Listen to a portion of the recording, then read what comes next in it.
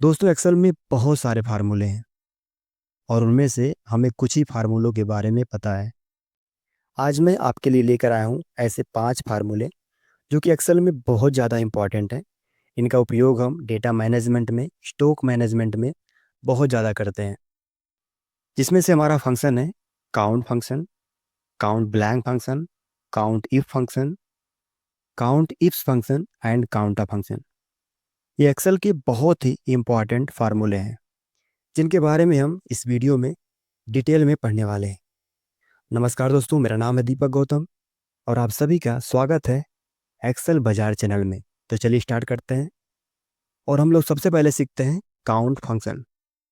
यहाँ पर आप देख सकते हैं हमारे पास यहाँ पर एक डेटा है।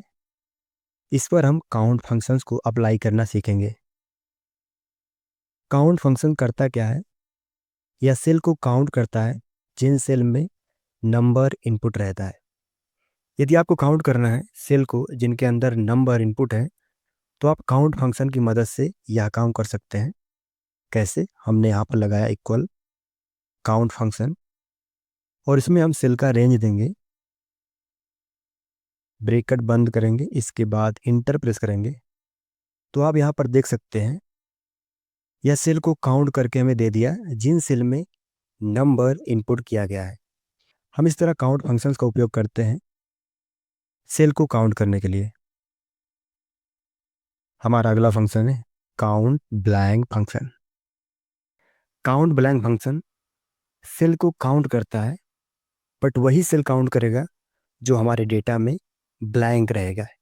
इम्प्टी सेल को यह काउंट करता है। जैसे हमारे पास यहाँ पर डेटा है, यदि हमें जानना है कि इसमें कितना सेल ऐसा है जो कि ब्लैंक है, इम्प्टी है, तो हम फाइंड कर सकते हैं काउंट ब्लैंक फंक्शंस की मदद से। हमने यहाँ पर लिखा इक्वल काउंट ब्लैंक फंक्शन और इसमें हम अपने डेटा का रेंज देंगे। हमने यहाँ से अपना डेटा सेलेक्ट किया, इसके बाद ब्रैकेट बंद करेंगे, इंटर प्रेस करेंगे। तो आप यहाँ से देख सकते हैं यहाँ पर 3 सेल में डेटा एंट्री नहीं किया गया। हम यहाँ से देख सकते हैं कि हमारे डेटा में 3 सेल में डेटा इनपुट नहीं किया गया है, 1, 2 एंड 3। तो काउंट फंक्शन उन्हीं सेल को काउंट करता है जिन सेल में डेटा इनपुट नहीं किया गया है, जो सेल ब्लैंक है। आप इस तरह काउंट ब्लैंक फंक्शंस का उपयोग कर सकते हैं एक्सेल में।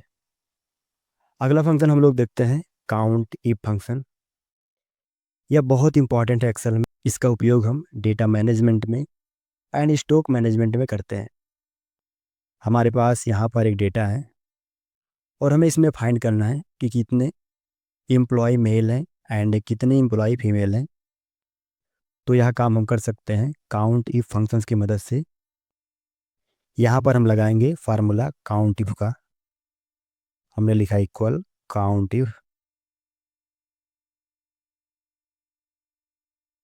और यहाँ से हम जेंडर का रेंज सिलेक्ट करेंगे, कॉमा लगाएंगे और डबल कोड के अंदर लिखेंगे मेल।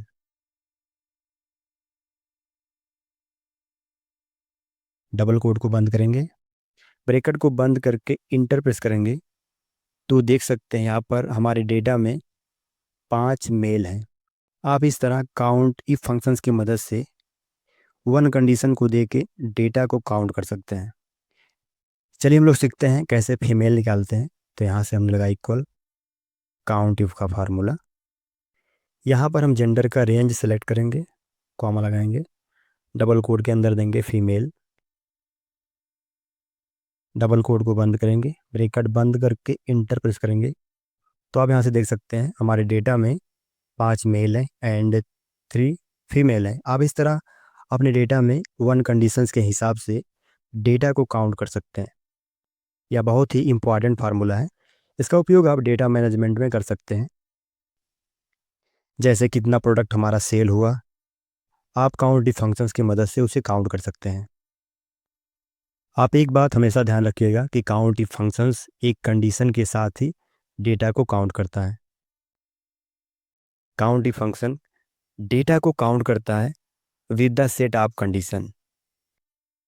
हमें यहाँ पर काउंट करना है कि जिन एम्प्लॉय का एज 20 है और वह मेल है। हम काउंट इफ फंक्शंस की मदद से यह काम कैसे करेंगे। हमने यहाँ पर लगाया काउंट इफ्स का फार्मूला। इसके बाद हम एज का रेंज यहाँ से सिलेक्ट करते हैं, कॉमा लगाएंगे, यहाँ पर हम देंगे 20,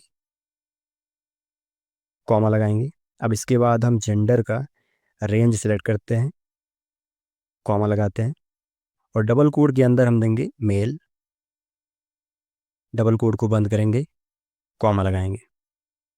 इसके बाद हम इंटर प्रेस करते हैं, तो आप यहाँ से देख सकते हैं कि हमारे इस डेटा में 2 एम्प्लॉय ऐसे हैं जिनका एज 20 है और वह मेल है। आप इस तरह काउंट इफ फंक्शंस का उपयोग कर सकते हैं 2 कंडीशन के साथ डेटा को काउंट करने के लिए। एक बार मैं फिर से इसके बारे में बताता हूँ। काउंट इफ फंक्शंस हमारा डेटा को काउंट करता है with the set of condition. जितना कंडीशंस हमारे डेटा में मैच करेगा उतना डाटा वह सम करके दे देगा। इस तरह काउंट इफ फंक्शन हमारा काम करता है एक्सेल में। हमें आशा है आपको समझ में आ चुका है काउंट इफ फंक्शन किस तरह काम करता है। हमारा नेक्स्ट फंक्शन है counter function. Counter function Excel में करता क्या है, या उन्हीं सेल को काउंट करता है जिन सेल में डेटा एंट्री किया गया है, और जो सेल एम्प्टी रहेगा, जो सेल खाली रहेगा, उसे वह काउंट नहीं करेगा। कैसे इसका उपयोग करते हैं, हमने यहाँ पर लगाया इक्वल काउंटर फंक्शन। इसके बाद हम यहाँ पर सेल का रेंज सेलेक्ट करते हैं। सेलेक्ट करने के बाद ब्रैकेट बंद करेंगे और इसके बाद इंटर प्रेस करेंगे। तो यहाँ से आप देख रहे हैं यह 7 हमें दे रहा है। हमने यहाँ से यहाँ तक का रेंज सेलेक्ट किया था, और इसमें सिर्फ हमारा एक सेल ऐसा है जिसमें डेटा एंट्री नहीं किया गया है, बाकी 7 सेल ऐसे हैं जिनमें डेटा एंट्री किया गया है। तो काउंटर फंक्शंस हमारे उन सेल को काउंट करता है जिन सेल में डेटा एंट्री किया गया है, और जो सेल एम्प्टी रहेगा उसे वह स्किप कर देगा। यदि आपको यह वीडियो पसंद आया हो तो वीडियो को लाइक करें और अपने दोस्तों के साथ इसे शेयर करें। चैनल पर पहली बार आए हैं तो चैनल को सब्सक्राइब करके बेल आइकन को प्रेस करना ना भूलें, ताकि जब भी मैं कोई ऐसी वीडियो इस चैनल पर अपलोड करूं तो उसकी जानकारी आप सभी को सबसे पहले मिले। मिलते हैं एक नई वीडियो में नए टॉपिक के साथ। तब तक के लिए goodbye and take care.